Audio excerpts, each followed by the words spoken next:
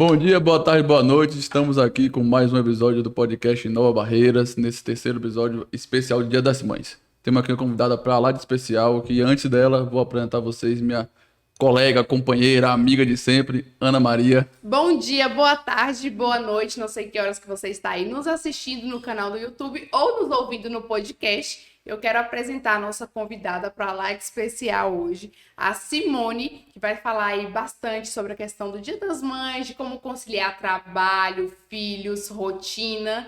Seja muito bem-vinda, Simone. É um prazer tê-la aqui conosco. Olá, tudo bem? Boa tarde, ou boa noite, ou bom dia. Para mim é um imenso prazer estar aqui com você, Ana, e com você, Danilo. E eu espero, sim, contribuir muito com essas mulheres, com essas mães, porque essa jornada parece que é uma jornada só de cansaço e sacrifício, mas na verdade é uma jornada linda e que tem muito a acrescentar na nossa vida.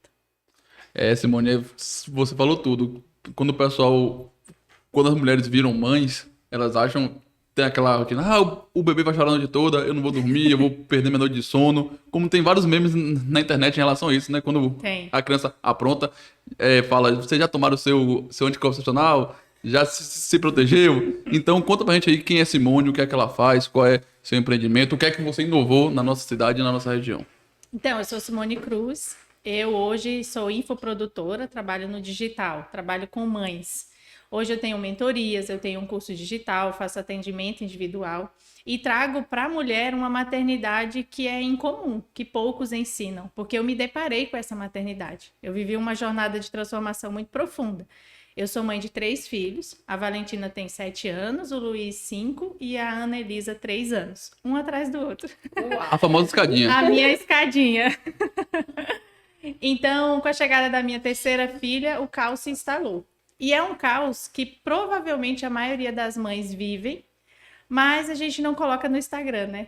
No Instagram é a foto bonitinha, sorrindo, todo mundo lindo. Nossa, como que ela dá conta? Porque eu tô aqui acabada, meu Deus, eu não durmo, tô destruída. E aí você acha que o problema tá em você, porque você não consegue, né, parecer como que todo mundo parece. E socialmente é isso mesmo, Danilo. A maternidade assusta. Não vou ter filho, vou perder minha carreira. Não vou ter filho porque agora eu quero viajar. Mas socialmente criou-se isso, uma maternidade muito pesada e difícil. E parece que a mulher precisa deixar de ser mulher ou abandonar quem ela sempre foi ou deixar de sonhar para ter filhos. Isso é ruim, porque hoje as mulheres cada vez mais estão deixando de amar a maternidade. E aí eu me pergunto, o que será do mundo se as mulheres deixarem de ter filhos? Verdade, acho que hoje está muito voltada para maternidade, é o abrir mão. Abrir mão de ser mulher, de ser vaidosa, da sua profissão. E eu acho que não é bem assim, né? Eu até estava olhando o seu perfil, assisti uma live. Gente, assisti uma live que tem no perfil da Simone, que eu, que não sou mãe, levei cada lapada na cara. Falei, meu Deus. Aquela tapa de realidade, né? Cada choque, porque assim... eu vejo muito como... Depois que a gente casa, né? Todo mundo fica, e aí, os filhos? Quando meus filhos vão engravidar, quando? Ai, meu Deus. Ai. Ou então, aproveita para dormir, aproveita para viajar, aproveita que depois que os filhos nascem, vai acabar tudo isso. E é o que eu sempre ouvi. Quando eu vivi esse caos, eu me perguntava, mas como assim? Noite sem dormir, a mulher sempre cansada, exausta, o casamento não é mais o mesmo, começa a interferir na relação dos dois, né? E o que eu ouvia? Não, Simone, é assim mesmo, ter filho é assim, só vai melhorar quando eles crescerem. Piora quando cresce, que fica danada, pronta, vai pra rua, aí deixa a mãe em casa, o pai sem dormir. Continua com a mesma igual você fazia com seu pai e sua mãe. Junto. Mas eu ia te acompanhando, você que me arrastou pro mau caminho. Era direito, você me levava pra perdição. Você me levava sexta-feira pro Casa de Porto pra te entrar lá 9 horas, porque 10 horas pagava. Esse tempo bom, viu? Esse tempo bom, viu? Então, essa base que é a infância, que é o período mais trabalhoso, forma esse adulto, forma esse adolescente, forma esse adulto que nós somos hoje. Então, olhar para a infância e olhar para essa mulher com outro olhar, com uma maternidade que pode sim ser leve, sem culpa, que a mulher pode continuar sendo mulher, pode continuar realizando um sonho profissional. Tem adaptação? Claro que tem. Você tem uma nova vida, você tem uma criança que depende de você. Não é como os cachorrinhos, né? Que você tem, deixa em casa e pode sair sem estar com ninguém olhando. Mas ser mãe e ter filhos vai ter um processo de adaptação, é necessário. Mas pode ser, sim, um momento para ser bom e não para ser ruim. E quando eu me questionei e olhei todo aquele meu cenário, e chegou ao meu coração a seguinte frase: ser mãe não é bom. Nossa, é horrível ser mãe. A gente tá cansada, parece que eu tenho que abrir mão de tudo. Quando essa mensagem chegou em mim, eu parei e falei, opa, tem alguma coisa errada aqui. Porque eu também aprendi que os nossos pensamentos não nos definem. Eu não sou uma mãe ruim, porque naquele momento eu olhei para a maternidade e disse, ser mãe não é bom, não tem como botar de volta. Não tem como voltar. Mas eu falei, e aí, o que está acontecendo aqui? Será mesmo que nós teríamos a capacidade de gerarmos um ser vivo? Deus nos deu esse dom de termos filhos para a vida virar um caos? Para a gente se perguntar todo dia por que a gente teve filho? E aí foi quando eu comecei a minha busca por resposta. Eu falei, deve ter uma resposta. Porque será mesmo que a criança não dorme? Todo ser humano, ser vivo na face da terra precisa dormir. O que está acontecendo que a nossa vida fica tão pesada com os filhos? E aí fui atrás de resposta. E encontrei as respostas.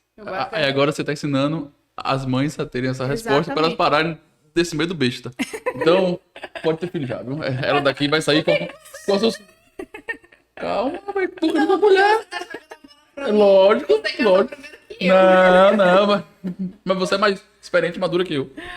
Mas tem os medos, não tem? Quando pensa em ter filho, não vem os medos, a preocupação? Parece que é mais atrapalho do que ajuda? Eu, particularmente, que eu sou homem, eu não sei se homem ou mulher sofre... Tem diferença. Pronto, tem.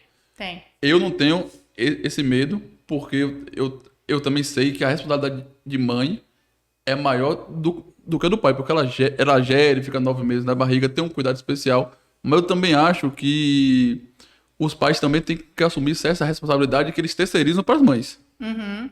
Eu acho que a mãe fica com mais esse peso, com mais esse medo, por causa da cultura da nossa sociedade implementou isso. Uhum. Então eu acho que é hora dos pais, do pai e da mãe dividir a responsabilidade. Socialmente existe isso mesmo. Parece que a responsabilidade dos filhos é só da mãe ou só da mulher. E naturalmente a mulher abraça tudo. Então eu encontro mães que têm um pai participativo. E quando eu pergunto, como é? O pai coloca dormir, o pai leva na escola? Não, por quê? Não sei. Então a mulher tem eu vou abraçar tudo porque parece que é só minha responsabilidade. Então esses pais precisam se levantar e entender que nós não estamos disputando obrigações. Eu falo para ela assim, eu desejo que um dia homem e mulher parem de se perguntar de quem é a obrigação dos filhos e entendam que com as crianças nós estamos desenvolvendo e construindo relacionamento. Então eu falo assim para ela, pergunta para o seu esposo, que tipo de relacionamento ele quer ter com o seu filho, a sua filha, quando ele for adolescente? Será que é o mesmo que você tem com seus pais hoje? Porque nós viemos de uma educação tradicional que traz uma repressão emocional muito grande. Uhum. Essa repressão emocional, essa educação tradicional gerou diversos bloqueios que nós temos. A gente vai para o digital e descobre um monte de bloqueio. Necessidade de aprovação, medo do julgamento. Isso são raízes na educação e tem a ver com a primeira infância, com o que eu construí sobre mim até os meus 7 anos. E então eu pergunto, que relacionamento você, pai, quer ter com seu filho quando ele for adolescente? Esse relacionamento você está construindo agora. Porque trocar fralda, dar comida, levar na escola, estar junto é construir relacionamento. Porque a gente constrói relacionamento com alguém fazendo o quê? Não é andando junto? Tendo contato, né? Tendo contato. Convivendo. E como que a gente tem contato com a criança? É brincando, trocando a fralda, sentando no chão, trocando a fralda. A não ser que o trocar a fralda seja obrigação. Quando eu mergulhei em todo esse conhecimento, eu descobri que apesar de eu estar envolvida totalmente com os meus filhos, eu estava em um período da mãe integral, vinha em um processo em que eu estava encerrando o trabalho de uma empresa, e tudo isso que eu vivi me levou a uma grande transformação, inclusive profissional. Essa não era a minha carreira profissional. Se tornou depois que eu me deparei com isso e falei, todas as mães precisam saber disso. Toda mulher precisa viver isso, todo casal precisa viver isso. Então você é formada em... Eu sou formada em fisioterapia. Trabalhei 4 anos na UTI neonatal, no Hospital do Oeste. Sempre amei isso. Dava aula de pilates. Abri uma empresa. Fechei essa empresa com 4 anos. Falo que deu errado e deu certo, porque todo erro na nossa vida traz aprendizado, a depender do nosso olhar, né? Então eu cresci muito. Eu acho que a gente aprende mais quando erra. Do que quando acerta. Porque quando você acerta, aí tá tudo bom, acertei, vamos lá, não buba meu boi, vamos tocando. Agora quando você erra... E aí, quando eu comecei a estudar sobre a criança, sobre o desenvolvimento infantil, eu precisava resolver o meu problema. Eu olhei para aquele caos e falei, eu não aceito isso aqui. Eu não aceito essa vida louca, cansada. Parece que os filhos são só peso. Deve ter alguma coisa errada. E fui estudar. E aí, quando eu encontrei a resposta, quando mudei minha vida, mudei o meu cenário, eu falei, nossa, toda mãe precisa disso. Isso é tão real, é tão comum, que o que está acontecendo é isso, as mulheres não querem ter filhos, Sim. Entende? Sim. Então, isso foi o meu processo de transformação, e aí eu comecei a buscar, como que eu trabalho com isso agora? Como é que eu faço para alcançar outras mães? Foi quando eu encontrei o digital. Foi em 2021, nós ainda estávamos em pandemia, porque eu vivi todo esse processo quando começou a pandemia, que minha terceira filha nasceu... Na pandemia. Na pandemia, ela nasceu 21 de fevereiro. Nossa. Eu lembro, porque me marcou muito. 28 dias depois, ela não tinha 30 dias de nascida e começou a pandemia. Foi. Então, imagine, né, como foi. Fechou a escola, todo aquele processo. Fechou tudo aquilo que a gente já conhece. E aí piorou a minha situação, piorou o meu caos ali, porque eu tinha uma criança de 2 anos, outra de 4, é como se fossem todos bebês ali. A de 2 anos é a fase da birra, é a fase do contra. Então, muito conflito, muita briga. Eu chegava à noite, eu falava, o que é isso, gente? Parece que eu passo o dia todo brigando com as crianças. Não tem um dia que você tem paz, assim, não vi a hora das crianças dormirem para eu me sentir bem, sabe? E aí eu comecei a me questionar se era para ser assim. E quando eu me deparei com esse conhecimento, eu melhorei a minha casa, a minha vida, encontrei leveza, mudei o ambiente emocional com eles, com o casamento. E nessa hora a gente percebe o quanto o casamento está impactado, né? Que enquanto você está no vucu-vucu da vida ali, você não vê, você vai levando, você vai levando. Até que eu falei, e agora, como é que eu faço para alcançar outras pessoas? Aí eu lembro que em janeiro de 2021 eu fiz o meu primeiro stories, nem sabia fazer o stories, nem sabia por onde começava, porque eu era totalmente alheia ao digital. Até porque não dava, né? Vivendo esse caos. O que eu ia fazer? Instagram, Facebook, bem pouco.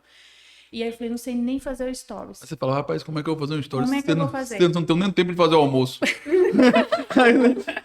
Eu não tenho tempo nem na rua, nem tomar um banho, nem comprar um pão. Tem que fazer correndo. Como é que eu vou fazer um stories nesse caos todo que é a minha vida? Então aí a minha cunhada, a Lohane, que foi uma grande incentivadora, ela já estava no digital, mergulhada nisso, ela falava, Simone, vai pro digital. Simone, eu falei, eu não sei nem fazer stories, como é que é isso? Vai pro digital, começa a compartilhar suas coisas, mais pessoas têm que saber disso. E aí aquilo ficou na minha cabeça, e ela falava, você já viu os cursos digitais? Eu já tinha feito vários cursos digitais, faz o seu, porque eu fiz uma série de formações, fiz curso, muita coisa. Que bacana. Mas só para entender, você fez os cursos antes da pandemia ou no... Não, durante a pandemia. No ano de 2020. 2020. Aí 2021 foi quando você entrou no mundo digital.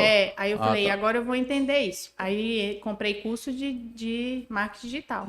Para entender como é que eu gravava o meu curso, como é que eu fazia. Entrei nos mundos do lançamento. Então eu faço lançamento e desenvolvi minha mentoria. Tá. E hoje eu ainda faço eventos presenciais, café com mulheres, palestra. Que bom. Né? Hoje eu faço isso. Que bacana. Mas não sabia nem fazer stories, de verdade.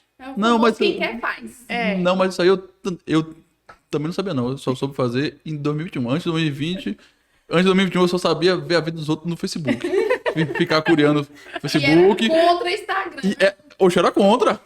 Eu era contra a rede social. Ela que me passava as fofocas. Falou, você tá fazendo esse babado? Ela me mandava as fofocas. Mas eu era contra total. Eu falei, não, eu só tenho Facebook mesmo pra ver futebol e Twitter pra comentar do Flamengo. O resto aí, eu também não tinha nada. Fui aprendendo. E era difícil fazer o stories. Ave Maria. Quem não tinha hábito. Mas nada supera a constância, né? A prática. E o que a gente mostra ali não é nem 1% do trabalho do bastidor, né? Não. Então tem muita coisa por trás, muita coisa que eu tive que aprender, ter uma estratégia, tudo assim. É um grande crescimento. Mexe com a gente o digital, mexe com várias questões, porque você se expõe, porque aparecem aquelas pessoas dos famosos haters, né? Não, o que mais tem? Porque, na verdade, a pessoa joga em você aquilo que ela carrega, né? Exatamente. Então, a gente precisa aprender a lidar com isso. Mas foi uma grande jornada, assim. Eu, olhando para trás, eu acho que valeu a pena, assim. É o que eu sempre falo, que a internet é uma das melhores invenções do ser humano do século XXI, acho que de uma era. Agora, ela tem um defeito. Ela deu muito voz a um bocado de abestalhado que fica aí atrás, só falando besteira. Rapaz, tem cada comentário que você fala, rapaz, não é possível não. A menina, a Virgínia, Nossa. e se eu vi, ela colocou lá 42 milhões de seguidores. Ou não, 43. O pessoal foi lá, deixou de seguir ela, e foi no comentário do post falar, Ei, aqui no meu só tem 42,9. Como é que o cara para o tempo pra fazer isso, velho? É um negócio assim, o mundo tá perdido. Tá. O mundo tá perdido, não tem condição disso, não. Por isso que a gente precisa filtrar, né? Porque ela é uma grande ferramenta. Porque Sim, ela é grande ferramenta. Se não fosse a internet, eu não teria feito metade do que eu fiz. Não. Ainda em pandemia, né? E tudo melhorou depois da pandemia no digital, né? Ficou com melhor qualidade. Muito avançou, né? Avançou. Avançou muito rápido do que estavam se pretendendo avançar.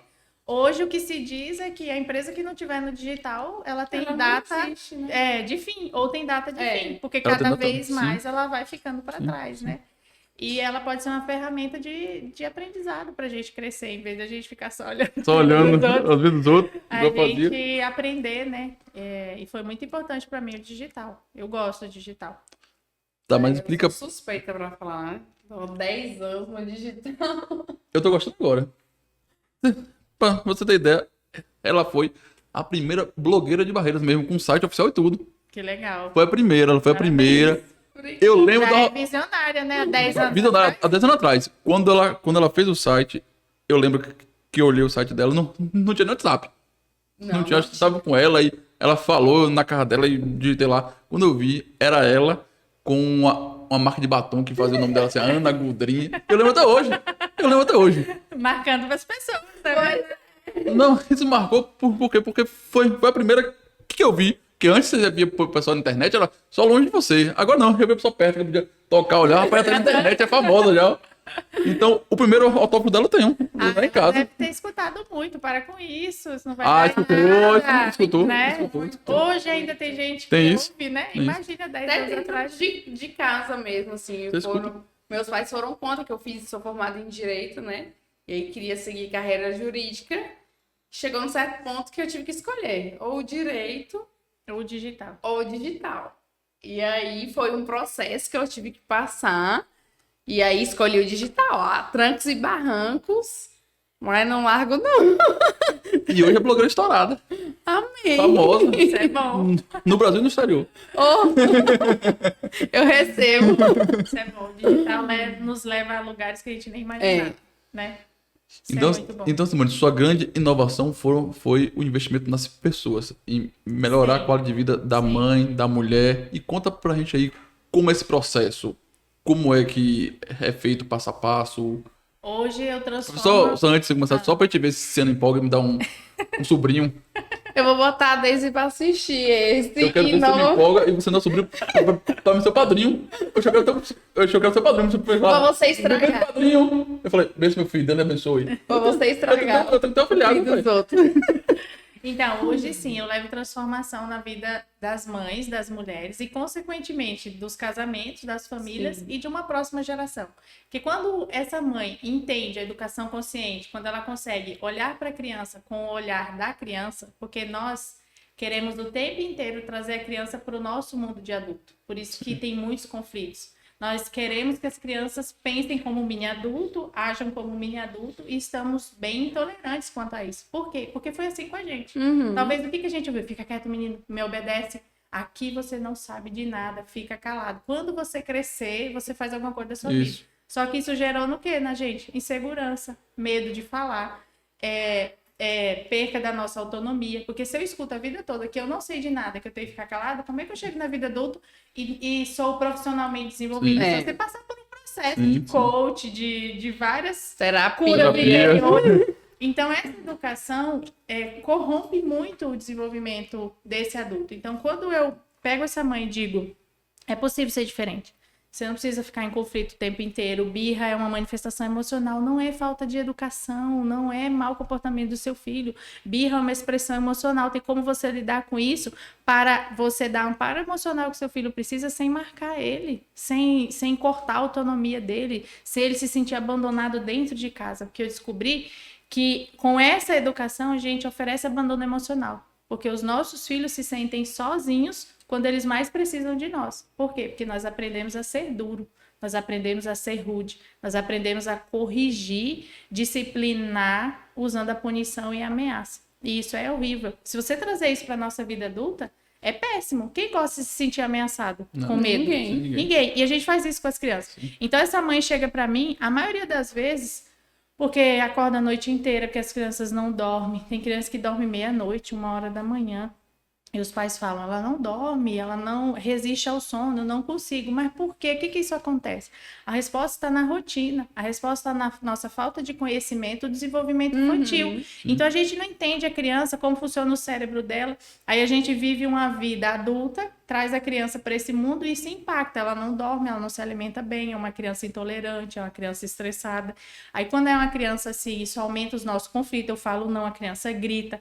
E as telas têm causado atrofia cerebral. Se você falar no físico, ele causa uma atrofia cerebral na criança. E os pais recorrem à tela para ter um dia mais fácil. As telas são o famoso refúgio, né? Quando ele tá chorando, é o refúgio. toma, fica no celular, ou no tablet. Isso tem destruído. Cada vez mais crianças com 9, 10 anos estão tomando ansiolítico, estão tendo crise depressiva, crise de pânico. TDAH. Sim, o TDAH hoje já tem estudo que prova que a tela inserida antes dos 2 anos de idade, porque o ideal, de acordo com a Organização Mundial de Saúde Pediátrica, ela até 2 anos é 0 telas, nada de celular, nada de televisão, nada de nada, 0 telas, 0 é 0.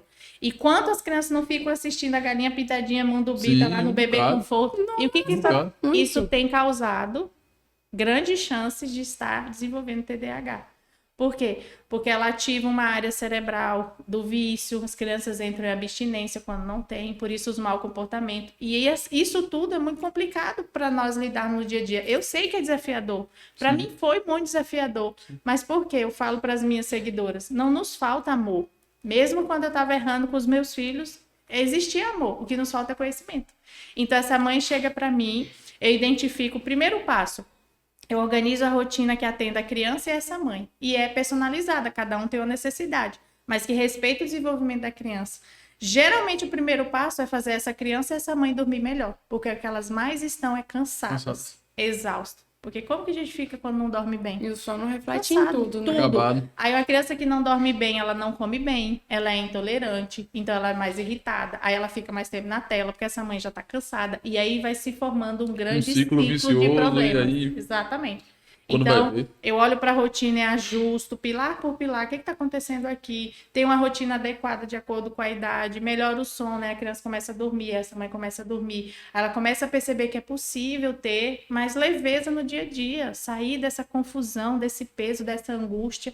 E aí, quando a família começa a entender, quando o pai olha e fala, caramba, eu estou construindo relacionamento. Essa pergunta muda totalmente a visão dos pais. Tem muita mãe que chega em mim e eu falo, você vai fazer essa pergunta para ele, que relacionamento você quer ter com seu filho quando ele for maior? Aí eles começam a participar no dia a dia da criança, porque também não foi assim com a gente. Sim. Então, mudar essa mentalidade do que significa o filho, o que a criança tem, como que eu melhoro a minha comunicação? Eu descobri que a gente se comunica muito mal com a criança. Então, a maneira como a gente fala, eles não compreendem muito bem por causa do desenvolvimento cerebral infantil. E aí a criança não atende um comando, não faz na nossa expectativa, e eu já digo que ele é desobediente, eu já entro com punição, isso piora o estado emocional do meu filho. Para você ter ideia, a criança até os 4 anos, ela não tem formado o córtex pré-frontal, que é responsável pela autorregulação. Então, até 4 anos, é impossível uma criança sair de um estado de raiva, frustração, para ficar calma. Porque ela não consegue fisicamente. Caramba! É um adulto regulado perto dela que deveria ajudar essa criança a sair de um estado de desconforto emocional para calmaria. E a gente não sabe isso. Não. E aí, quando meu filho tá fazendo uma birra, se jogando no chão, gritando, o que a gente faz? Eu grito mais! Para! Eu ameaço! Aí, quando a criança bate, a criança se sente acuada, com medo, ela fica mais emocionalmente desequilibrada, mais ela tem um instinto agressivo. Por quê? Quando a criança tem um desconforto emocional, o cérebro primitivo entra em ação. O que é o cérebro primitivo? É responsável pelas funções primitivas, atacar, lutar e se defender. Por isso que a criança, quando você fala não, ou ela quer bater, ou ela joga no chão, ou ela quer bater em você, ou ela pega o que está na mão e joga no chão. É uma reação que eu falo, o dinossauro tá solto. Vai ser agressividade e irritabilidade. Esse adulto ajuda essa criança a entender emocionalmente o que ela está vivendo e ajuda ele a se autorregular. Mas a gente tem essa preparação? Não. Claro que não. Não tem, não. E aí fica todo mundo gritando. E quanto mais você grita, mais a criança grita, porque eles têm neurônio espelho. Eles vão modelar você. Então, quando eu faço uma coisa que minha mãe não gosta, ela grita comigo. Então, quando alguém fazer uma coisa que eu não gosto, eu vou gritar. Porque eles trabalham por associação. Porque o cérebro é o único órgão que não nasce pronto. Ele vai se desenvolver ao longo da vida. E o cérebro desenvolve de acordo com o estímulo que recebe. E por isso querendo ou não, quando você vê o pai e a mãe, essas são as pessoas que você segue de exemplo. Então, se ele grita, eu grito. Se ele bate, ele bate. Se ele xinga, eu xingo. Se ele fala alguma coisa, eu vou falar igual. Então, basicamente, é esse espelho que você tá falando E mesmo. a nossa expectativa é que a criança saiba se comportar. Mas, na verdade, nós estamos no papel de instruir. Só que a gente acha que está no papel de corrigir, como se a criança já soubesse algo. E aí eu falo, nós não corrigimos as crianças, elas estão aprendendo. Nós deveríamos estar na posição de mestre. O que é o mestre? O mestre ensina e instrui. Porque, sabe o que significa a palavra educação? O original de educação vem do latim educare, significa conduzir para fora de si mesmo. E a gente acha que educar é embutir algo na criança. Não. Eu vou te ensinar porque você não sabe de nada. E aí, o que a gente faz com isso? A gente não consegue ter um olhar sensível para entender quais são as habilidades do meu filho, qual é a essência que ele traz. E aí, a gente afasta a criança da individualidade dela, força ela a ser algo que é da minha expectativa, onde eu não entendo que educação é conduzir meu filho para fora de si mesmo. O que é isso? É entender a fase que ele está, qual a habilidade que ele tem, o que eu faço para ajudar ele a lidar com esse mundo louco aqui fora com 2 anos. Caramba, forte. O que eu faço para ensinar meu filho? Já merece aí uma raça pra cima e compre meu curso. Arrasta pra cima e se inscreva. Rapaz, se essa frase aí, pode fazer uma raça pra cima e compra o curso, viu? Mas vocês entenderam? Sim. Como muda o nosso olhar da criança? Assim, você falando, aproveitando a deixa, quem é da gente aqui que nunca ouviu o pai ou a mãe falar, para que você não tem problema nenhum, que você não tem conta pra pagar, os boletos estão vencidos. Então, aquilo ali que não entra da gente e a gente acha que a vida é só ter o quê? Dinheiro pra trabalhar, ter dinheiro e pagar a conta. O resto e outra crença não importa, né? A relação que você tem, você outra fazendo crença isso aí... que se desenvolve com isso é o que eu penso não tem valor. Então você cresce com a necessidade de ouvir o outro. Sim. De aprovação. Aí, necessidade de aprovação. E aí a gente vira adulto e tem dificuldade em seguir as nossas vontades. Tem medo de dizer não, se sobrecarrega porque não consegue dizer não. Porque no fundo a gente carrega a crença aqui. Para eu me sentir amado, porque foi assim na infância, para o meu pai e minha mãe me amar, eu preciso fazer aquilo que eles esperam de mim, não quem eu sou. E aí eu cresço assim, então eu tenho que fazer o que o outro espera de mim, é onde vem as nossas crises. Significa que temos que deixar as crianças fazerem tudo? Claro que não. A criança precisa de limites, é saudável para o desenvolvimento infantil, ter limite passa amor e segurança para a criança. Mas a pergunta é, como estamos colocando esse limite? Respeita a criança? Respeita o desenvolvimento infantil? Ou nós estamos nesse lugar de criança não sabe de nada, eu tenho que falar e ela ficar calada e pronto, e aí eu estou corrompendo quem, na verdade, o meu filho veio para ser. E faz toda a diferença. E tem muitos isso mesmo. Eu até vi um vídeo na internet que um rapaz fala, não sei quem é, mas esse vídeo compartilhou muito. Que ele fala que tem aquela criança que tá na sala de aula, que ela era muito conversadeira, muito animada, extrovertida. Aí todo mundo, cala a boca, fica quieto, não pode conversar. Aí ele fala, ali provavelmente vocês mataram um grande empreendedor, um grande vendedor, um grande visionário. Porque, palestrante. Porque é um jeito dele se comunicar, ele é comunicativo, anda, fala. Sim. Por isso que eu tenho uma sobrinha, ela tem 9 anos de idade, Alice. Ela conversa de tudo, sabe de tudo, mas é desde quando ela tinha 4 anos, 3 anos. Você lembra que ela foi uma vez com a gente lá pro Delícia, foi pra gente pro Delícia, sentou, falei, você quer o que eu quero? Carne ao molho de gorgonzola. Ela falou, carne ao molho de gorgonzola. Você nem acreditou. Não, ela tava, quando eu repetir, ela tava. Sentou, sentou. Aí eu olhei pra ela assim, tentou. Eu falei, tá bom. Aí eu fui pegar ela, não. Eu sempre servi, tio. Pegou o garfinho, comeu a bandeja todinha. Não deu um pio. Eu estou muito satisfeita. Falou assim, essa menina sabe essa palavra onde, satisfeita. Eu não falei 20 anos pra falar ela. A menina com 4 tá falando satisfeita. Não, ela é muito inteligente, mas tem um grande problema, que é a tela. E isso deixa ela ansiosa. Tanto que ela fica ansiosa, ela faz assim, ó, e tava começando a machucar a mão dela. Deixa as crianças intolerantes, impacientes, imediatistas. Porque a tela causa atrofia cerebral. Sim. Em vez de desenvolver o cérebro, se você ver as tomografias de criança que ficam longos períodos na tela, o cérebro diminui em vez de crescer. E isso é terrível. As telas têm afetado as crianças. Já que a gente entra nesse assunto e você é especialista, como é que ela tem essa maturidade de tudo se ela não aprendeu isso? Se ela vive ali, aí, na minha cabeça de leigo, eu acho que é a tela que ensina ela certas coisas, certas pra criança? Habilidades, então, ou eu tô errado? É porque nós não aprendemos que o limite dado à tela não pode vir da criança. Precisa vir dos pais. Ah, tá. Então você não é contra a tela, você é contra o abuso da tela. É. Tá. A tela, igual nós falamos aqui, a internet é bom? É bom. Sim. Facilita os nossos dias. Mas ela também pode ser ruim. Sim. Né? Ela pode ser nociva. Ela é ruim para um adulto, imagina para uma criança. Ela é. A gente não se pega a horas, meu Deus, que horas aqui? Você perde o controle. Aquilo ali é preparado para prender a sua atenção. Uma criança, ela tem o cérebro em desenvolvimento. Então, ela não tem de forma nenhuma maturidade, nem psicológica e nem emocional para ter limites de tela. Quem precisa dar limite à tela são os pais. Então, os pais precisam ter limite. Televisão, celular tem que ter hora de ligar e desligar. E tem que, até 6 anos, no máximo 1 hora por dia, para você ver como nós temos atravessado esse limite. Crianças, eu sou contra a criança ter celular com internet livre, acessar o tempo que quiser. Elas acessem, é mais perigoso. Eu também sou. Uma criança com celular, com acesso à internet. Tão perigoso quanto você deixar ela andar sozinha na rua, mas a gente perde essa noção. Porque muitas vezes acha como um refúgio para eu ter um pouco de paz, tá?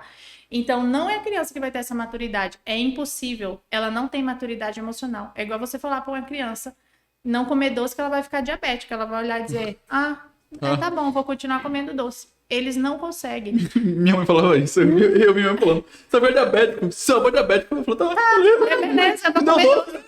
Porque ela não tem maturidade para decidir. E aquilo ali cada vez mais está sendo feito e programado com inteligência para prender as crianças, para tornar as crianças consumistas. Então é difícil. A criança não vai dizer, não, eu não quero tela. São os pais que precisam dar esse limite. Não só a porque questão eles que estão adultos. Telas, né? Eu acho que, não sou mãe ainda, mas eu acredito que todo limite tem que vir dos pais. Sim, porque uma criança não se governa. Sim. Não.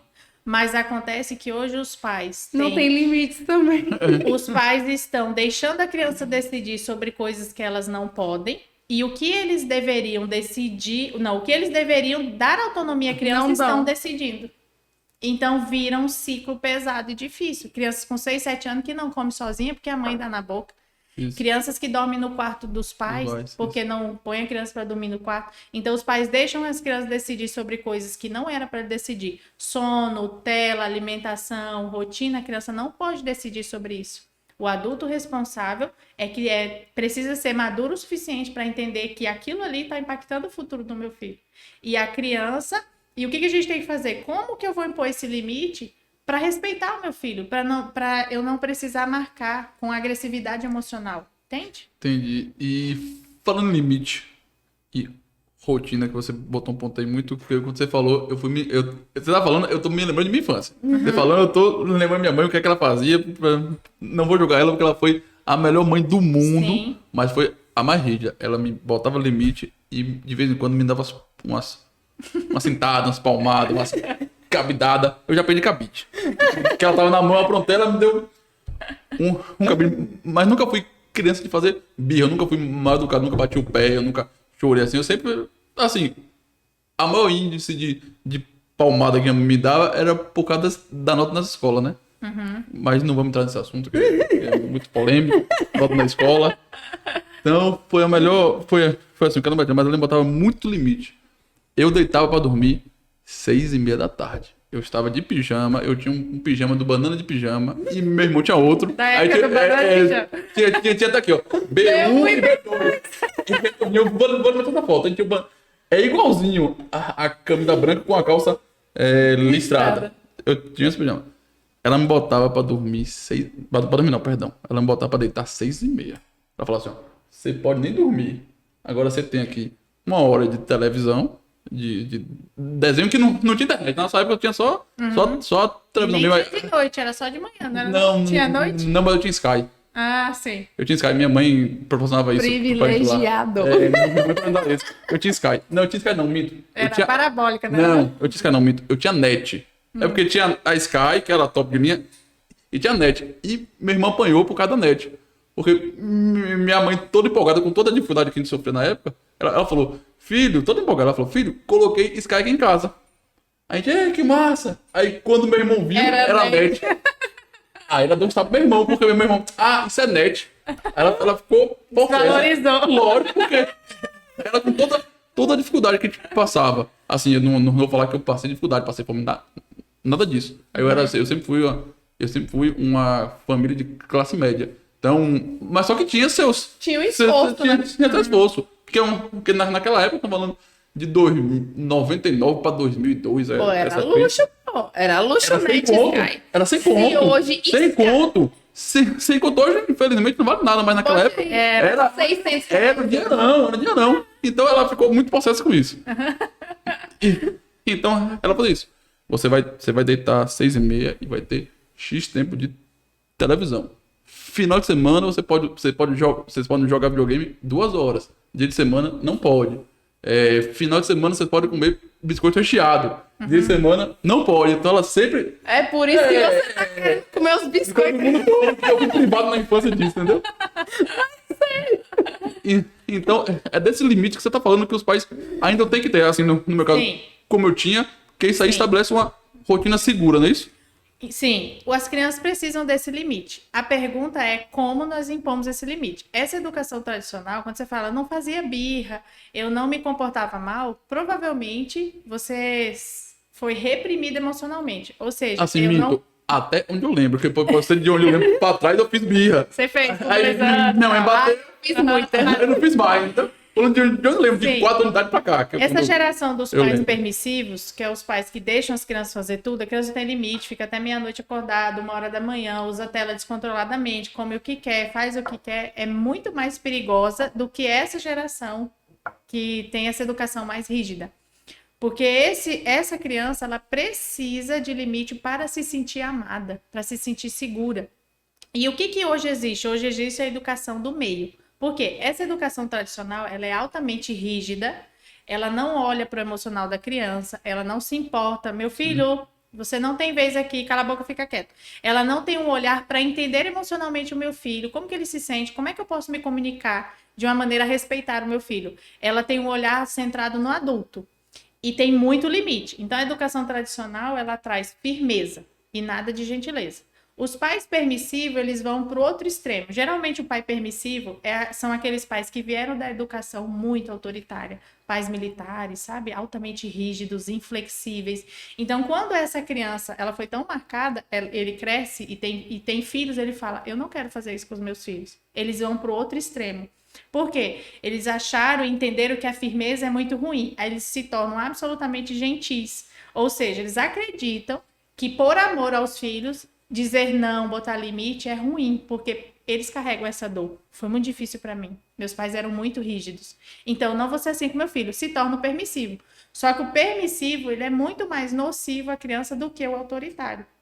Por várias questões. E hoje existe a educação do meio. Então, o permissivo é altamente gentil e nada firme. Então, é o pai que fala assim, não, meu filho, agora não. Tá bom, não chora, por favor. Fica... Ai, você não quer comer? A mamãe vai fazer... O que você quer comer? Fala pra mim o que você quer comer, eu vou fazer pra você. É aquela mãe, aquele pai que quer agradar o tempo todo. O tempo todo. Excede a criança. Com medo de não ser amado pelos os filhos, porque eles devem ter algum tipo de bloqueio com os pais. Porque nossos filhos nos conectam com a nossa criança interior. Sim. Por isso que é desafiador a maternidade.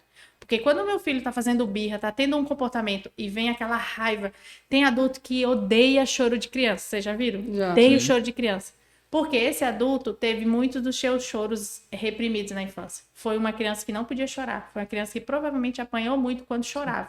Então, o choro da criança hoje incomoda. Porque os nossos filhos vêm e traz à tona essa sombra da infância que está reprimida em mim, que a gente nem sabe. Sim. Por isso que quando a mulher tem filho, vive crise emocional, fica com conflito, várias turbulências emocionais para a mulher. Então, voltando à educação, eu vou trazendo Sim, vários não, ganchos, viu? eu sei que é bom.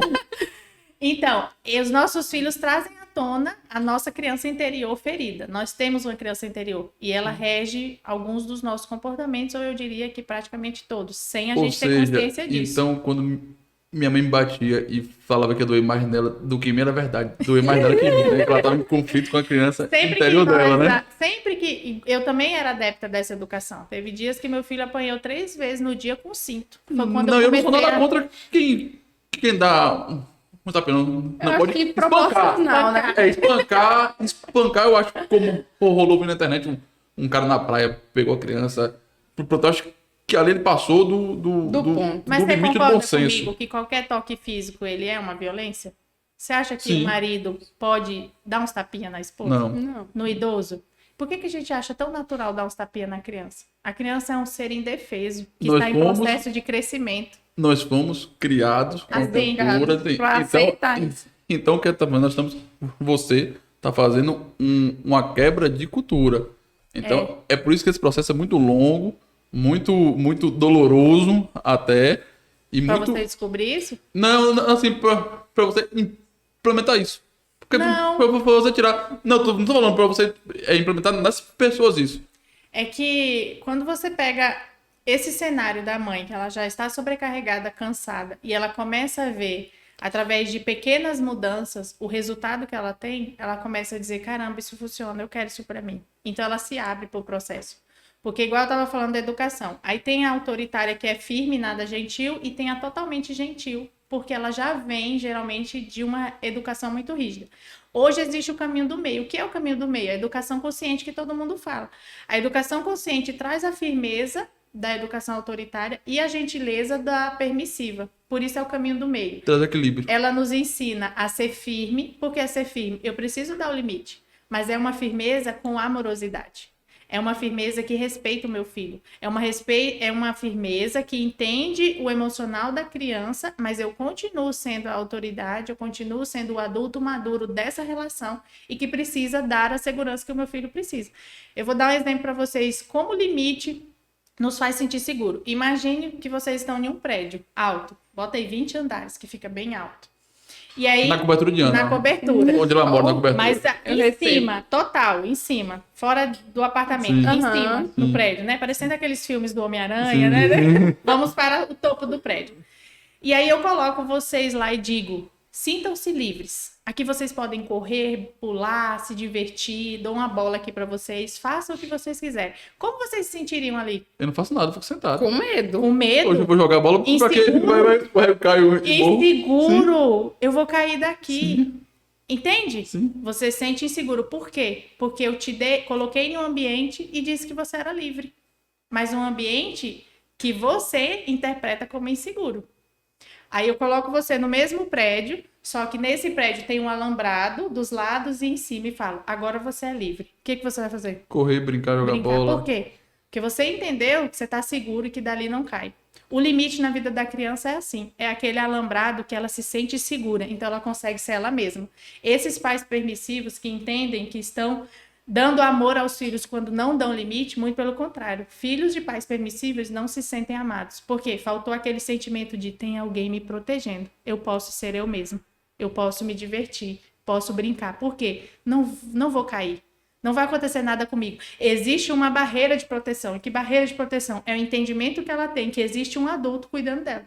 Porque ela é imatura emocionalmente. E ela interpreta o mundo a partir da imaturidade dela. Ou eu posso até cair, mas meus pais vão me segurar. Vamos segurar. Quando Então, por isso que o limite cresce um adulto que se sente muito mais amado. Porque ele se sentiu protegido, amado em um período em que ele precisava. E aí, quando ele vira adulto, ele se sente seguro de si. Ele entende que o mundo é seguro, ele tem mais autonomia, mais segurança. E aí ele é emocionalmente melhor do que a criança que não tem limite. Por isso que os pais permissivos geram filhos emocionalmente desequilibrados. Porque eles acabam se sentindo inseguros no mundo. Entendeu? A diferença do limite. Total. Agora a pergunta é, existe hoje um caminho onde você dá esse limite sem ser tão autoritário, sem ferir o emocional do meu filho, sem falar engole esse choro, fica quieto, vai chorar no seu quarto. Quando você parar com isso, você vem falar comigo. Olha essa fala. Porque a criança está chorando. Por algum motivo, ela está emocionalmente desequilibrada. Ela não tem a área do cérebro para voltar a se equilibrar. Ela está em desequilíbrio. Você já participou de alguma briga ou discussão? Marido e mulher, acontece muito isso. Você fala, perde o controle depois, você se arrepende. Caramba, eu não devia ter falado isso. Direto. Sabe o que é isso? É o cérebro emocional no controle. Quando o cérebro emocional assume o controle, você faz coisas segundo o seu descontrole emocional. Aí ele gera um bloqueio ao seu cérebro racional, que é onde tem o que é certo, o que é errado, as leis, a ética. E aí você descarrega tudo e se arrepende. Depois que você se acalma, é que o cérebro racional volta em cena e aí você pensa, caramba, eu não devia ter falado isso. Isso acontece com a gente, nós somos adultos. E as crianças não têm essa capacidade, sozinhas, de sair do descontrole emocional para a racionalidade. Elas deveriam contar com a nossa ajuda, mas a gente não tem esse conhecimento. E aí isso piora o comportamento da criança. A criança fica mais irritada, mais agressiva, joga as coisas no chão. Até que eu perco o controle e use a minha força física para reprimir o mais novo. Então eu reprimo através da violência, que é natural entre as crianças, porque aí o meu filho vai sentir dor, vergonha e humilhação. E aí ele vai parar o comportamento. Não porque ele aprendeu, não porque ele entendeu, mas porque ele sentiu medo de mim. Entendeu a diferença? Então, ele para de fazer aquele comportamento que eu tenho medo da minha mãe causar a dor que eu senti quando ela fez aquilo comigo. E isso vai gerando um grande distanciamento emocional, uma lacuna gigantesca entre nós e nossos filhos. E aí chega lá no adolescente, é aquele adolescente que não tem relacionamento nenhum com os pais, é o adolescente do quarto, é o adolescente que não conta nada para os pais, é aquele adolescente que os pais falam assim, gente, parece que não é meu filho, é o rebelde, mudou tudo, eu nem conheço mais ele. Mas na adolescência, ela traz à tona tudo que aquele jovem reprimiu na infância. E aí ele não tem relacionamento com os pais. Por quê? Porque eu construí um relacionamento à base do medo. Porque enquanto a gente é o mais forte, a gente reprime pela violência. Entendeu? Entendi. Então, para mim, hoje, a violência não corrige, não ensina, ela piora o comportamento. E gera ainda um adulto marcado emocionalmente. E isso é muito ruim. Tá, então assim, se fizer uma situação de uma criança de birra, geralmente os pais fazem o quê? Dá um tapinha, reprime. Qual é o procedimento correto na sua visão? Tá, a criança está fazendo uma birra. Quando você entende que birra é descontrole emocional, você já começa a entender que o gritar e o bater não vai ser efetivo. Porque, pensa comigo uma hora que mas não é efetivo, assim, irritado. Tô falando a parte do advogado do diabo, do que se faz costuramente. Fez lá uma birra, dá um tapa, bota no quarto de castigo, vai ficar chorando lá, mas aí depois passa e provavelmente não irá fazer aquilo de novo porque apanhou. Então, teoricamente, não funcionou? Funcionou naquele momento. Mas funcionou porque ele entendeu. Só que lá na frente você vai pagar um preço. Vai. Tudo bem, concordamos. Mas funciona uns 2 ou 3 dias. Sim, as mães falam, eu faço, boto no castigo, tiro tudo, mas ele faz de novo. Eu me vi nessa situação. Sim, você cria com medo. Eu fazia isso, minha mãe batia, eu ficava ali. Ou sabe o que ficava revoltado e 4 dias depois tava fazendo igualzinho. Ou então você começa a esconder. Mentir. Sim, então eu recebo mães que falam assim, Simone, meu filho tem 5, 6 anos, descobri que ele tá mentindo, não quer contar. Isso já no meu curso. Sim, já no meu curso. Mas é porque, se eu contar, eu vou apanhar. A educação autoritária ensina muitas crianças a mentir para os pais. Por quê? Não porque eles entendem o que é mentira. A criança não tem a capacidade de maquinar o mal. Ela trabalha por associação e por medo e por experiências emocionais. Se eu contar para minha mãe que eu fiz isso aqui, que deu errado, que aconteceu alguma coisa ou que ela não vai gostar, eu vou apanhar. Então eu não vou contar. Então é omissão. Isso aí, eu vou fazer escondido. Lá na frente, quando for adulto, pode ter um problema que ele omite, que quando vai descobrir, vai resolver, já tá maior do dificuldade do que de expor o que sente, isso. Dificuldade em se relacionar no casamento, porque não consegue falar, não consegue... no trabalho. Até no trabalho. Então essa mãe chegou pra mim e falou assim, descobri que meu filho tá mentindo, ela já tá comigo no curso. Aí ela, Simone, e agora? Aí ela passou já por várias etapas, já tá nessa educação consciente. Aí ela foi conversar com o filho, ela falou, meu Deus, tô chocada. Ele falou, mãe, com 5 anos. Só que ele já sentiu uma abertura emocional, que ele podia falar, devido à mudança dela já do processo. Aí ele falou, mãe, eu não podia contar pra você ia me bater, eu fiquei com medo, como é que eu vou te contar? E aí ela começou a perguntar, e aí ela começou a falar, filho, eu quero dizer que eu tô aqui pra ouvir você, que o que você faz eu quero te ensinar o que é certo, o que é errado. A gente pode aprender isso juntos. Então, esconder, filho, não vai resolver. Mas eu sei que eu errei. Porque quando você me contava, eu batia mesmo. Ela falou, eu batia, é verdade. Quando ele me contava as coisas, eu batia. Por quê? Essa é a nossa mentalidade, de que eu estou corrigindo. Mas não é corrigir, é instruir que eles precisam. Eles precisam de instrução. Só que uma instrução firme e gentil. Uma instrução que eu sou firme, onde eu tenho que ser firme. Essa é a minha resposta, filho. A minha resposta é não. Agora, o meu não... Eu preciso ter a habilidade de lidar com o emocional do meu filho. Meu Deus, é difícil, viu, gente? Eu disse, não é não. Eu tô aqui bugada. Eu tô bugando. O cérebro tá... Meu HD, meu Deus. O fosfato tá queimando tudo. O fosfato aí, ó. O fosfato tá queimando tudo na cabeça. Geralmente eu deixo as pessoas assim, fervendo o cérebro. Sim. Porque vai contra, assim, tudo que a gente aprendeu até agora. Sim. Mas é libertador isso. É libertador. Porque muda tudo. Muda o seu relacionamento com os filhos, muda tudo. Muda até o seu relacionamento na sociedade, no trabalho e tudo. Vamos a Bia. Pronto, é isso que eu ia perguntar. Eu tô curioso saber como é que resolve a Bia. Vou te explicar o processo cerebral da Bia. Vamos lá. O cérebro tem a parte racional, que é a parte superior. E eu vou chamar essa aqui da parte cerebral do cérebro emocional do meu filho. Então, meu filho tá lá e tal, e fala assim, mãe, eu quero um biscoito. Você fala, não, filho, agora não. Primeiro que a criança não entende o não, eu vou dar um exemplo para vocês, para você ver como é claro. Aí quando você fala, não, meu filho, agora não. Para a criança, ela se conecta com o que ela está vivendo no aqui e no agora. Então, ela tem dificuldade em pensar em outras coisas, ela não tem mapa mental, igual a gente espera que ela entende que é amanhã, que é depois do almoço, ela não tem. Então, naquele momento, eu queria um biscoito, a minha mãe disse não. Na imaturidade cerebral dela, o que acontece? Eu falo, abre o cérebro racional e aciona o emocional. Qual é o emocional? Estou frustrado, porque eu queria o biscoito é a melhor coisa da vida, tudo que eu queria é um biscoito. Ela não entende que o biscoito vai atrapalhar o almoço, que ela não vai comer, que é ruim por causa do açúcar. Porque é verdade, o biscoito recheado. Ela não entende nada, ela não entende isso, não é bom? Ave Maria, sério. Mas ela não entende bombom no que ela tem que comer depois. Ave Maria, é bom demais, mano. Certo, moço. Eu acho que eu tenho que dar biscoito pra criança mesmo.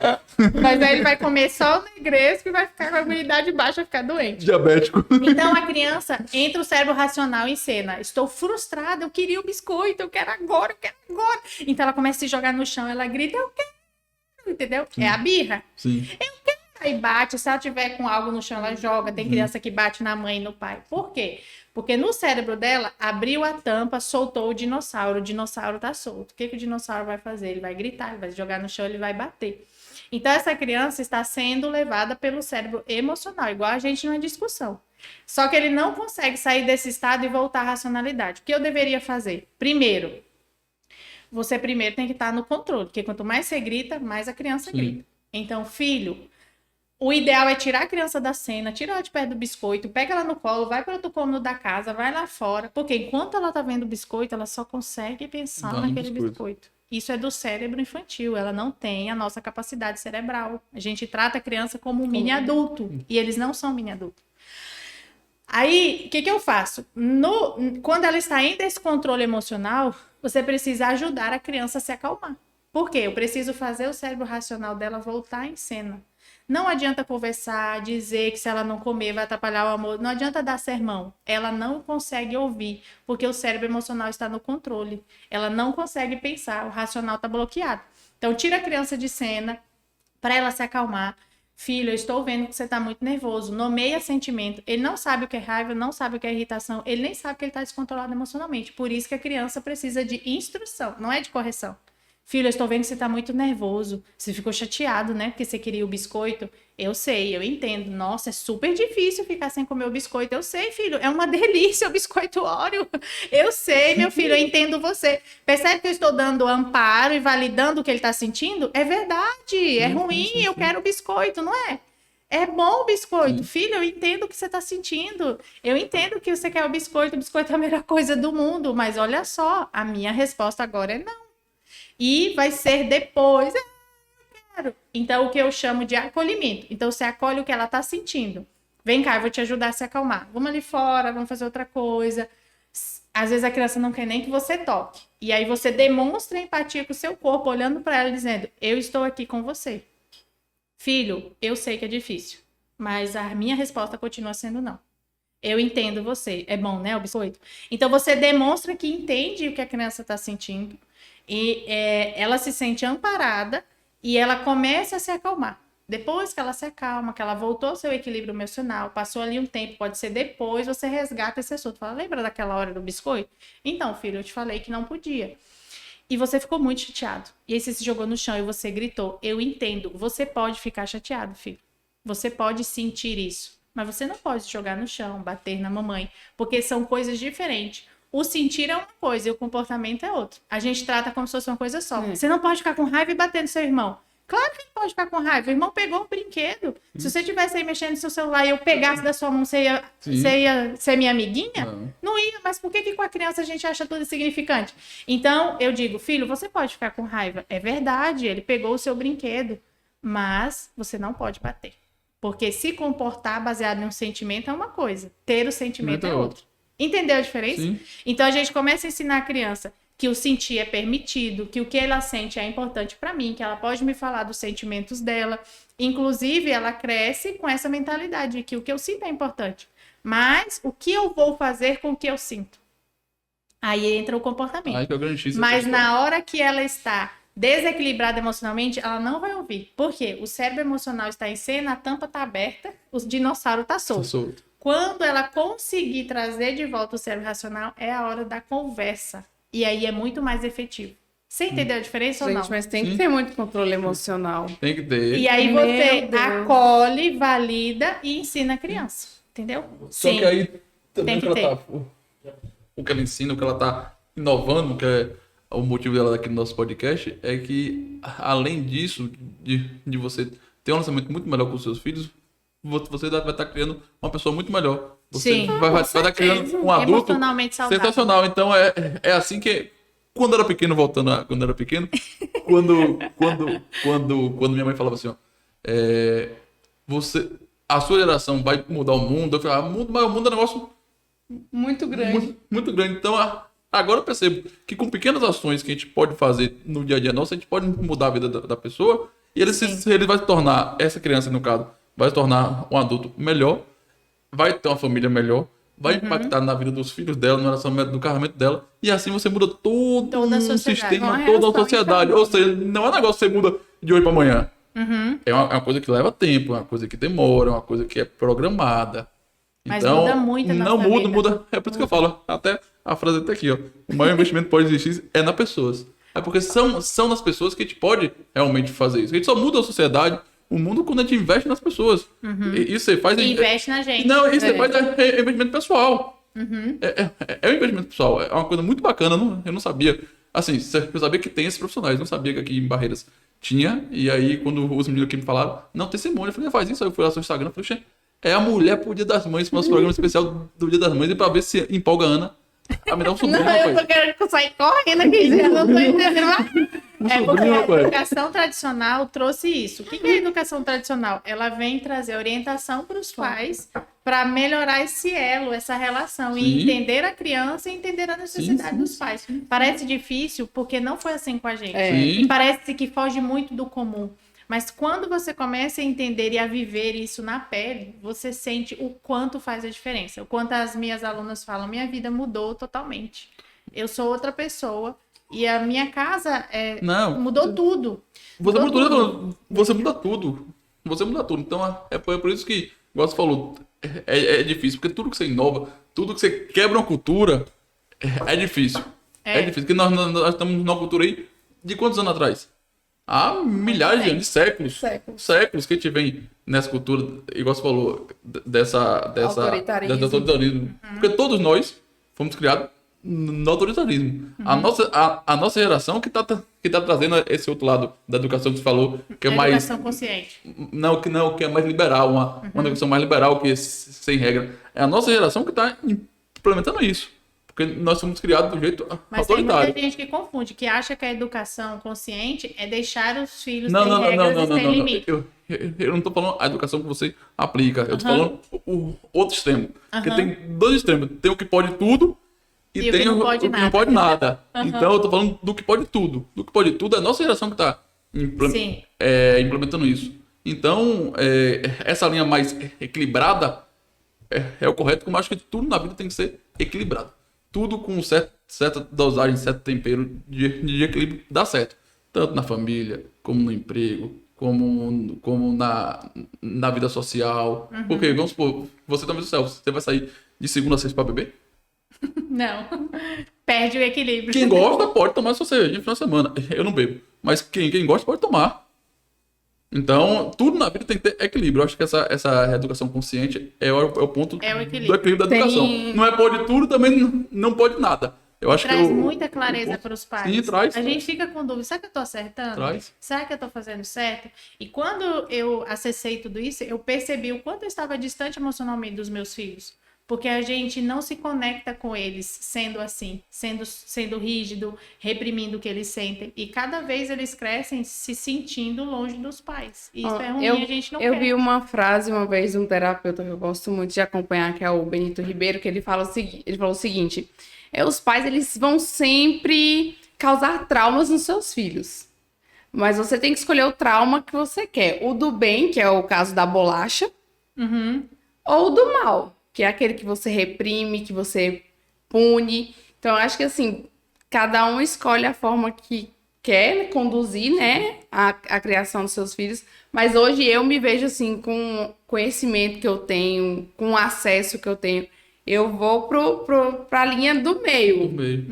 Do equilibrado, né? Isso é muito Porque, bom. assim, o trauma vai causar.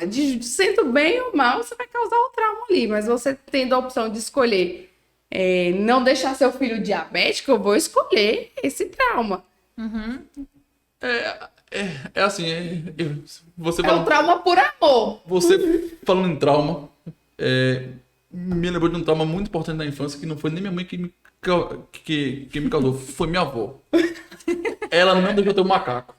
Não deixou o quê? Eu tenho um macaco. Você queria um macaco. Eu queria um macaco. É sério. É sério. Eu passava. Não, ela tá certa, eu tô falando pra. É o trauma do amor.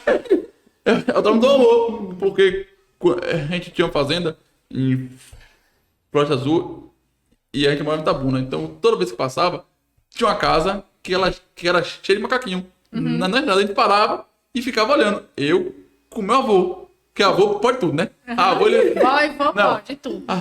Avô, ele pode ser o bicho mais autoritário do mundo. Quando é neto, não tem autoridade certa. Pode tudo, é isso aí mesmo. Vamos lá. Aí os pais que tem conflito Vamos lá no Bumba Meu Boi, é isso mesmo. Vamos lá. Então, deixa o bichinho. O pai de mãe, ele parava o carro no negócio e ficava comigo. O avô é bicho besta, moço. E ficava comigo 1 hora olhando os macacos na estrada. Na estrada. Então, quando eu falava que queria um, ele queria comprar, mas minha avó não deixava. Vai que ter um pessoal, tem um macaco em casa. Se eu tenho juízo, uma criança. Então, eu tenho esse trauma aí. Olha aí. O trauma do amor. O trauma do amor. Você queria um macaco e não conseguiu. Não, eu não queria um macaco, não consegui, tá vendo, Simone? Simone, aproveitando o gancho aqui que você tava chegando, eu falei pra Ana que esse podcast ia finalizar com a surpresa. Lembra que eu falei? Lembro, eu tô curiosa. Tá curioso, né? Tá curioso, né? Pra ela também. E foi certinho. Se fosse combinado, não dava certo. Ai, meu Deus. A Rabino Simone aqui com tudo. Você é pai. Mentira! É de primeira mão? Só que como o programa só vai no ar depois do Dia das Mães, eu posso falar só pra você aqui. Coisa boa. Ai, tá bom. Agora vai ser mãe. Ali. Pô, e tu? E depois eu. Nova fase aí. Nova fase. Então, Já vai ser mãe. Simone. Calma. Tô vendo aqui. Relaxa. Eu vou fazer agora. Como é o que faz? O arroba não. É de troca. Calma, segura aí, rapaz. Então, aproveitando que o Simone tá aqui, e eu quero pegar um gancho. Qual presente que eu compro pra uma mãe que vai ser mãe, agora mãe de meus filhos? Qual presente ideal, assim, que você acha que a mãe tem que ganhar no Dia das Mães? Olha, o maior presente que você Fora pode... seu curso. Fora seu curso. Tá. Seu curso não pode, não.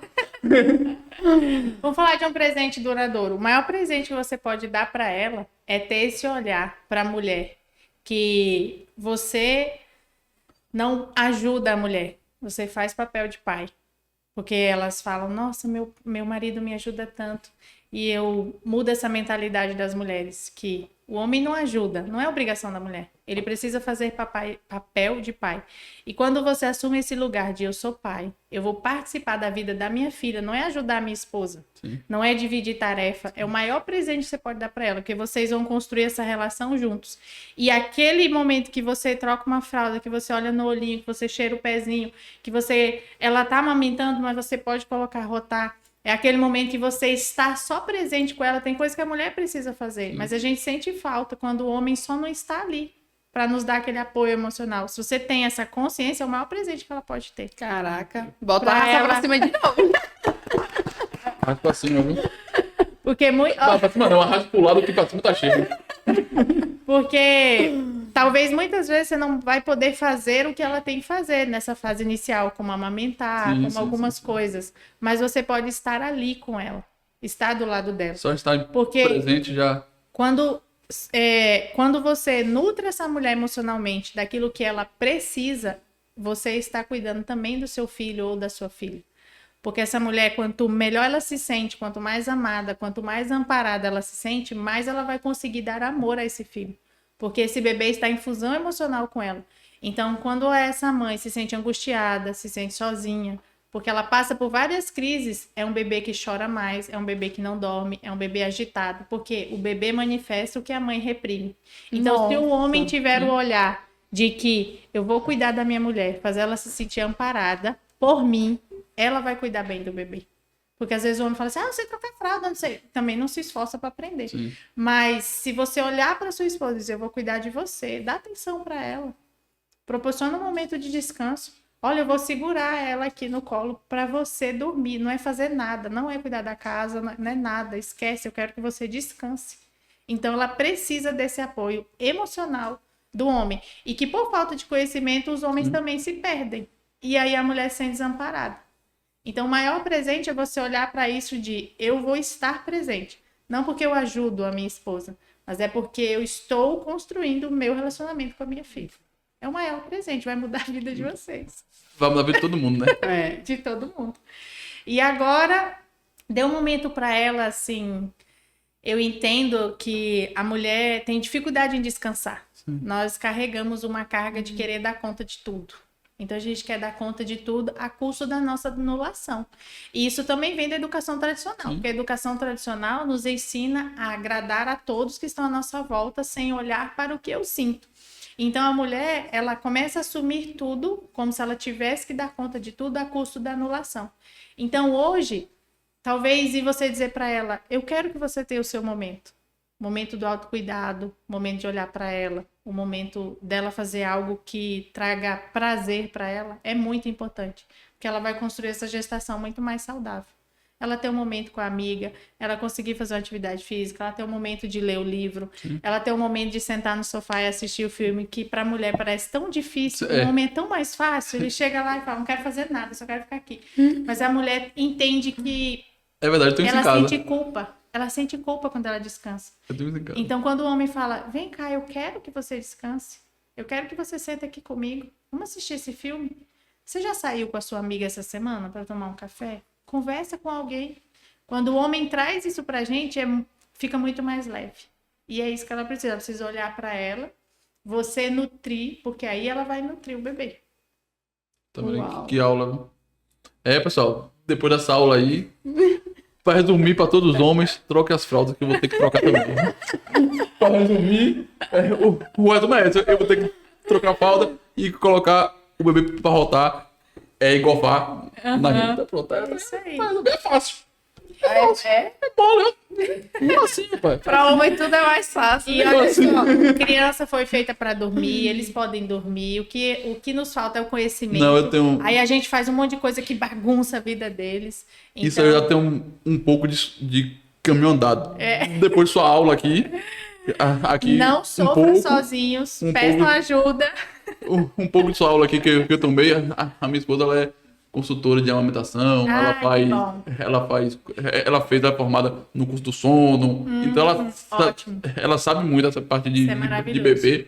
Os meus dormem. Domina como um pouco, então esse problema eu não vou ter, eu só vou ter problema para me adaptar, para fazer o que precisa fazer, mas a gente faz um esforçozinho também, que nada é É impossível, não. Mas quando você muda essa mentalidade, naturalmente o comportamento vem. Você vai ver como vai ficar mais leve. Os meus também hoje dormem 7 horas, tá todo mundo dormindo. Caramba! Olha aí, tá vendo? E então, dormem até amanhã. Ela a noite inteira? Noite toda. Quando tá resfriado, quando tá com alguma coisa, é comum. Mas eles dormem, sim, 6h30, 7 horas no máximo, tá todo mundo dormindo. E à noite é o momento do casal. O casal tem que resgatar o momento a dois. Tem que jantar, tem que ter um momento, tem que ter o descanso. Criança não foi feita para curtir a noite. A criança precisa dormir quando o sol se põe e acordar quando o galo canta.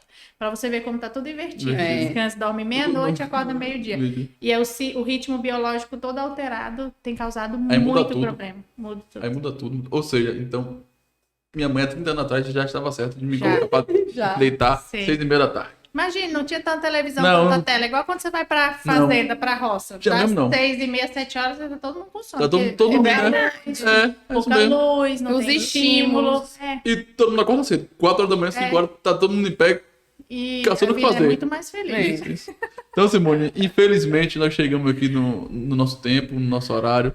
Foi fantástico, foi fantástico. Eu não imaginava que seria tão, como a Ana fala, tão tapa na cara da gente assim. Eu já vim preparada aqui pela live e falei, meu Deus. Eu não imaginava que seria tão legal, tão divertido, tão educativo. E eu tenho certeza que eu, como Ana aqui, a gente saiu daqui com um pouquinho de uma visão muito melhor do que é educar um filho. Ainda mais eu agora que vou passar por esse processo todinho que você descreveu aí, entendeu? De ser pai e ter que trocar a fralda, de colocar o menino pra rotar, construir relacionamento, dar banho, construir relacionamento, cuidar da esposa, de tudo. Então a gente não pode só terceirizar a culpa pra a mulher, o homem também tem que ter sua parcela de responsabilidade. Porque ela precisa ser acolhida. Isso, né? Não é só aquela, como quando a gente foi criado, o homem tem que botar o dinheiro em casa e pagar a conta e o resto é resto, não. A gente tem que fazer parte também de um processo que melhore toda a família, toda a relação interpessoal com cada membro ali. Então, muito obrigado pela sua visita aqui. Nós temos aqui uma lembrancinha para você do nosso podcast. Gente, espero que você goste. O prazer foi todo meu. Eu amo falar sobre isso, amo conversar. E eu fico muito feliz. Então, a gente vai fazer essa segunda edição com você, a segunda parte do podcast com você. Simone, mas agora... Mas a segunda parte eu só faço também quando a Ana tiver um filho. Ou uma filha. Ou qualquer coisa. Um cachorro. Ela tem que ter um cachorro, não tem um cachorro. Um cachorro tem que ter. É porque tem um bocado de gente que é meio doida que substitui um filho por um cachorro. Então. Você tá me falando de doido. Agora vai ter uma coisa. Agora vai ter um cachorro. Pronto. Olha, a convidada que deu uma aula pra gente, só volta aqui quando você tiver um menino. Não, antes de mais nada. Não funciona essa pressão. Simone, vai rolar um cupom de desconto aí pros nossos telespectadores. Eu tô precisando, viu? Vou assinar esse cupom aí. Bom, podemos pensar em alguma alternativa. Tá fazer vendo? alguma... Quem não chora Boa. não. Você jogou. Então, pessoal, chegamos ao fim do nosso podcast. Muito obrigado. Sigam nossa página no YouTube e nosso podcast no Spotify. Nós estamos no Spotify. Nós estamos no Spotify, né? Muito bom. Nós estamos para todo o Brasil e para o mundo. Aqui o negócio aqui é organizado. Muito bom. Então, compartilhar, né? Compartilhe, curta, assine o sininho, faça um bocado de coisa aí. Me sigam no Instagram. Pronto, agora é a hora dos arrobas. Simone vai deixar o arroba dela aí, te bota embaixo. Qual é o seu arroba? Meu é @eu_Simone_Cruz. Tem uma comunidade para mulheres, tem um curso e é fantástico mergulhar nesse universo. Venham, conheçam esse projeto. É fantástico mesmo. Você está de parabéns pelo seu curso, pela sua profissão, pela sua linha que você resolveu adotar em sua vida. Entrem e aproveitem, porque tem muito conteúdo bacana no perfil dela. Gente, tô falando que eu assisti, foi cada lapada. E olha que eu nem sou mãe ainda, então você que é pai, que é mãe, entra, acessa lá que vocês vão gostar bastante. E vocês nos encontram no Instagram, no @DaniloHenrique11 e @AnaGudrin. Quero agradecer a presença de todos vocês aqui e até a próxima. Tchau!